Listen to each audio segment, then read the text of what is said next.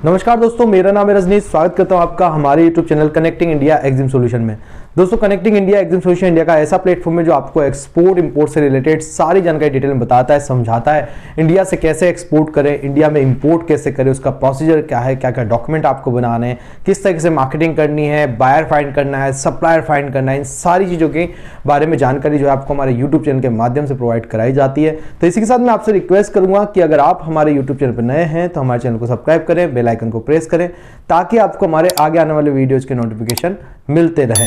दोस्तों, वीडियो में बढ़ते आगे बात कर लेते हैं इंडिया में बेबी डायपर इंपोर्ट करने के बारे में। जी हाँ दोस्तों, बहुत बड़ी इंडस्ट्रीज है इंडिया के अंदर बेबी डायपर्स की। कई लोग यहाँ पे इंपोर्ट करते हैं, उसका री एक्सपोर्ट भी कर रहे हैं, कई यहाँ मैन्युफैक्चरिंग भी कर रहे हैं। बट अगर आप बाहर से इसको मंगाते हैं, काफ़ी सारे ब्रांडेड बड़ी बड़ी कंपनीज जो है बाहर से इंपोर्ट करती है और इंपोर्ट करके इंडिया में इस प्रोडक्ट को सेल करती है। तो आज हम बात करेंगे कि इंडिया में बेबी डायपर का इंपोर्ट किस तरीके से किया जाए, प्रोसीजर क्या रहेगा, क्या डॉक्यूमेंट आपको बनाने हैं और किस तरीके से आपको यहाँ पे सेल करना है। तो इन सारी चीजों के बारे में अगर आपको जानना है तो आप वीडियो को एंड तक देखें, जिससे आपको समझ में आए कि इंडिया में आप कैसे बेबी डायपर को इंपोर्ट करके इस बिलियन डॉलर इंडस्ट्री का हिस्सा बन सकते हैं। तो चलिए दोस्तों, वीडियो को शुरू करते हैं।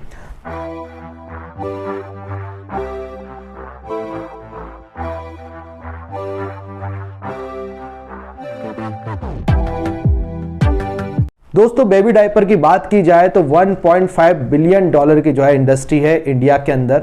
इसकी एक्सपेक्टेड ग्रोथ की बात करी जाए 2028 तक तो 2.4 बिलियन डॉलर तक होने का इसका अनुमान है और इसकी जो एनुअल ग्रोथ है वो 8.15% के आसपास है। तो काफी अच्छी ग्रोथ रेट इसकी है और आप अगर इस बिजनेस में आते हैं तो आप भी इस बिलियन डॉलर इंडस्ट्री का जो है हिस्सा बन सकते हैं। इसके HSN कोड की बात करें तो 96 चैप्टर के अंदर आप इसको इंपोर्ट कर पाते हैं। इसका जो पूरा HSN कोड है वो 96190040 में आप इसको इंपोर्ट कर सकते हैं। दोस्तों, इंडिया में बेबी डायपर इंपोर्ट करना एक बहुत ही अच्छा बेहतरीन आइडिया हो सकता है, जिसको आप इंपोर्ट करके आप जो है डायरेक्ट इंडिया मार्केट के अंदर सेल कर सकते हैं। अब आपको यहाँ पे बायर ढूंढने का इतना बड़ा टेंशन नहीं जो आप एक्सपोर्ट में लेके चलते हैं। इंपोर्ट में आपको सीधा सप्लायर ढूंढना है, सप्लायर ढूंढ के अपने प्रोडक्ट को मार्केट में अपने ब्रांडिंग के अंदर आप लॉन्च भी कर सकते हैं। काफी सारी इंडस्ट्रीज जो है जो बड़े बड़े प्लेयर हैं बाहर से जो है इंपोर्ट करके यहाँ पे सेल करते हैं, अपने ब्रांडिंग बना के प्रोडक्ट को लॉन्च करते हैं। तो देखिए दोस्तों, अब ये मंगाना कहां से है, तो दोस्तों बात करते हैं कि कौन सी कंट्री से इसको इंपोर्ट किया जा सकता है। तो इसको जापान से इंपोर्ट किया जा सकता है, आप इसको चाइना से इंपोर्ट कर सकते हैं, मलेशिया, सिंगापुर जैसी कंट्रीज से भी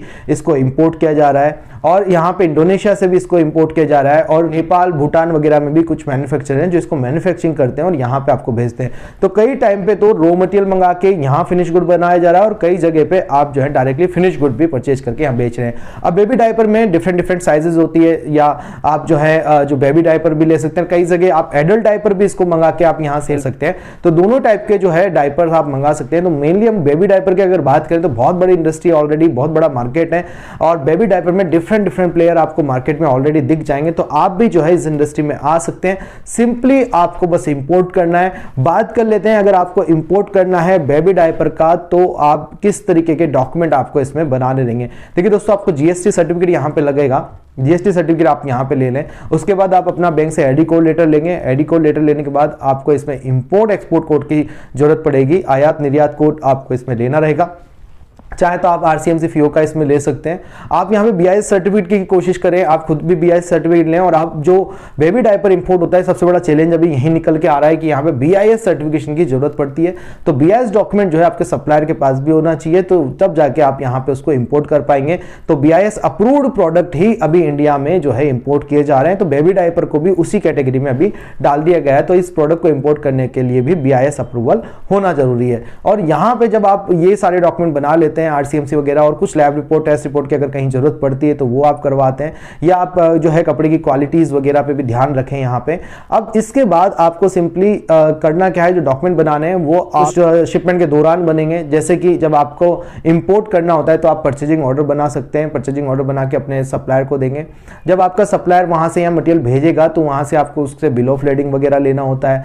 BIS के जो सर्टिफिकेशन है वो आपको कंप्लीट होना चाहिए। उसके अलावा आपको वहां से इनवॉइस आएगा। इनवॉइस के साथ साथ और भी कोई भी कंप्लायंसेस रहेगी, कोई रेगुलेशंस वहाँ पे बनाते हैं डॉक्यूमेंट्स, वो आपको लेने।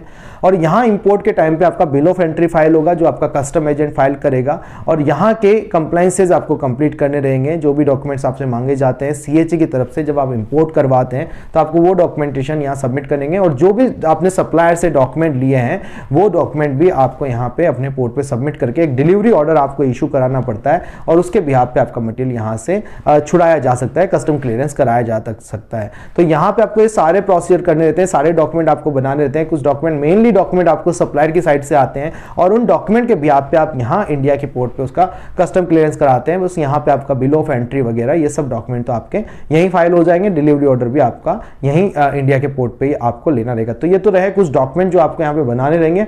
बात कर लेते हैं पूरे प्रोसीजर की कि प्रोसीजर किस तरीके से काम करता है। देखिए दोस्तों, जब भी अगर आप बेबी डायपर में काम करना चाहते हैं तो पहले आप अपना टारगेट मार्केट देख लें कि आप अपने स्टेट के अंदर कहां कहां इसको सेल करना चाहते हैं। इसकी अगर बाइंग प्राइसेस पे बात कर ली जाए तो 3 से 4 रुपए के आपका पड़ जाता है, और मार्केट के अंदर 8-10 रुपए 12 रुपए तक नॉर्मली ये बिक जाता है। तो काफी अच्छी क्वांटिटी में बेबी डायपर जो है आप इंपोर्ट कर पाएंगे, और बहुत अच्छा बेनिफिट जो है यहाँ से निकाल पाएंगे। तो जब आप टारगेट मार्केट ट्रेक कर लेंगे उसके बाद आप सप्लायर फाइंडिंग का काम करें।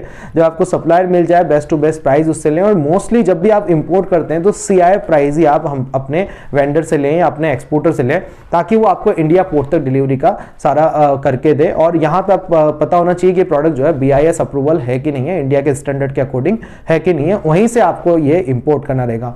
उसके बाद सिंपली आपको जब आप सप्लायर फाइंड कर लेंगे, प्राइसिंग ले लेंगे, आपको प्राइस बैठता है तो आप यहाँ से परचेजिंग ऑर्डर जो है बना के देंगे।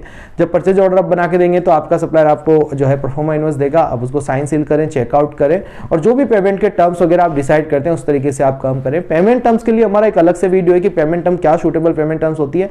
अगर ये बड़ा कंसाइनमेंट रहता है तो आप जो है इसको LC पे, लेटर ऑफ क्रेडिट के टर्म्स पे भी काम कर सकते हैं। उसके बाद आप सप्लाई फाइंड कर लेंगे तो आप वहां से मटेरियल के लिए ऑर्डर करें, आपका पेमेंट होता है या तो एडवांस करते हैं या LC पे करते हैं, फिर आपका मटेरियल आपके पास आता है। इसी बीच में आपका जो सप्लायर रहता है वो सारे डॉक्यूमेंट वहां पोर्ट से कलेक्ट करता है और आपको यहाँ पे कुरियर कर देता है। कुरियर करने के बाद वो डॉक्यूमेंट आपको अपने CHA को देने होते हैं जब आपका मटेरियल छूटता है। ऑर्डर देने से पहले आपको ये ध्यान रखना है कि आपके सारे डॉक्यूमेंट यहाँ पे कंप्लीट होने चाहिए, जैसे आपका GST हो, इंपोर्ट एक्सपोर्ट कोड हो, पोर्ट पे रजिस्ट्रेशन सबसे इंपॉर्टेंट है जो कि आइस गेट रजिस्ट्रेशन होता है। आइस गेट रजिस्ट्रेशन अगर आपने करा लिया है तो आराम से जो है प्रोडक्ट को इंपोर्ट कर सकते हैं। मैंने आपको बात बताई कि BIS अप्रूव प्रोडक्ट होना चाहिए, इस बारे में आपको जरूर से जरूर ध्यान देना है, अदरवाइज आपका प्रोडक्ट जो है कस्टम क्लियरेंस नहीं हो पाएगा और प्रोडक्ट जो है कस्टम में स्टक हो सकता है। तो आपको यहाँ पे ध्यान देना पड़ेगा कि प्रोडक्ट हमेशा BIS अप्रूवल होना चाहिए, स्टैंडर्ड के अकॉर्डिंग होना चाहिए। और इसके बाद जब आप अपना सारे डॉक्यूमेंट बना लेते हैं तब आप ये कंप्लीटली ऑर्डर को सप्लायर को देते हैं, वहां से ऑर्डर आता है और सारे डॉक्यूमेंट आपका सप्लायर फिर अपने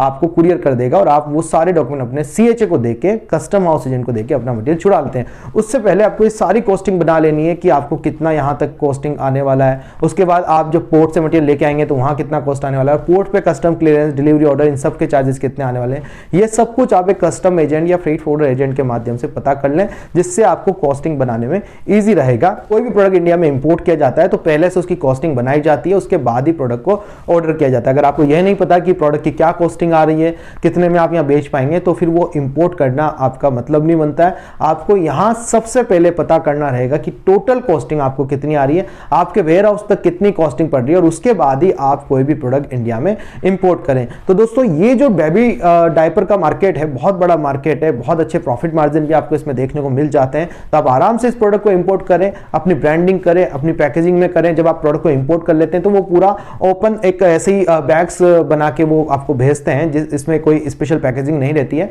सिंपली जो है डायपर्स ही आपके एक पॉलीथीन के बैग्स के अंदर पैक होकर आते हैं। तो आप जो है फिर अपनी पैकेजिंग बनाए, ब्रांडिंग बनाए, कहीं से भी आप इसको प्रिंट आउट करें, एक अच्छा लोगो डिजाइन करें और जो है अपने डायपर्स को उसमें रख के और आप जो है एक एक पैकेट्स वगैरह को सेल कर सकते हैं। डिफरेंट साइज के अकॉर्डिंगली आप पैकेट बनाएं और उसी हिसाब से जो है आप अपने प्रोडक्ट को पैकिंग करें और आगे मार्केट में सेल कर दें। तो इस तरीके से दोस्तों आप इसको रिटेल मार्केट के अंदर, मेडिकल स्टोर्स पे, बहुत सारी जगह है जहां पे आप इसको सेल कर सकते हैं और आप इसमें जो है बेहतरीन मार्जिन जो है यहाँ पे कमा सकते हैं। आई होप दोस्तों वीडियो में दी गई जानकारी आपको पसंद आई होगी। अगर आप सीखना चाहते हैं कंप्लीटली एक्सपोर्ट इंपोर्ट, तो हम लेके आए आपके लिए 7 डेज का एक ऑनलाइन ट्रेनिंग सेशन, जिसके अंदर मैं आपको प्रैक्टिकली सिखाता हूं कि इंडिया से एक्सपोर्ट कैसे करें, इंडिया में इंपोर्ट कैसे करें, प्रोसीजर क्या है, क्या क्या डॉक्यूमेंट बनाने, marketing, buyer finding, supplier finding, इन सारी चीजों के बारे में डिटेल में जानकारी आपको हमारी ऑनलाइन 7 डेज की ट्रेनिंग में दी जाती है, जिसमें हम आपको प्रॉपर इंपोर्ट करना सिखाते हैं, प्रॉपर एक्सपोर्ट करना सिखाते हैं, स्टेप बाय स्टेप आपको हैंड होल्डिंग सपोर्ट हमारी तरफ से प्रोवाइड कराया जाता है, चाहे वो सप्लायर का डेटा हो, बायर का डेटा हो, ये भी हमारी तरफ से प्रोवाइड कराया जाता है।